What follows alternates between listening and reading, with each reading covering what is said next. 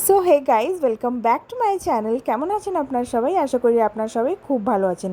So guys, এই ব্লগটাতে আমি share করছি যে জন্মাষ্টমীর জন্যে কী প্রিপারেশন করেছিলাম। এর আগের ব্লগে কিছুটা শপিং অ্যান্ড প্রিপারেশন আমি শেয়ার করেছি আপনাদের সাথে।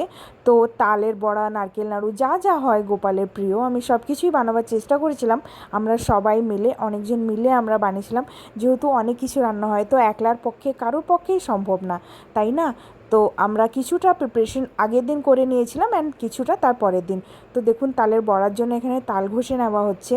খুব ভালো করে তালকে ঘষে নিয়ে ছেঁকে নেওয়া হয়, তার জন্য যেন চুলগুলো না থাকে। আর যেহেতু আমরা ছাদে প্রিপারেশন করছিলাম, ঠাকুরের রান্নাঘরটাও আমাদের ওখানেই আছে। তো দেখুন, এখানে নারকেল নাড়ু ঠাড়ু সব আমাদের উপরেই হচ্ছে। অ্যান্ড অনেক রাত অবধি আমরা প্রিপেয়ার করে রেখেছিলাম। আর উনানেও কিছুটা রান্না হয়েছিল। আর উনানে এটা দুধ হচ্ছে, কেন কি অলরেডি গ্যাস অলরেডি ফুল ছিল, আমাদের অনেক কিছু প্রিপারেশন হচ্ছিল তাই জন্যে।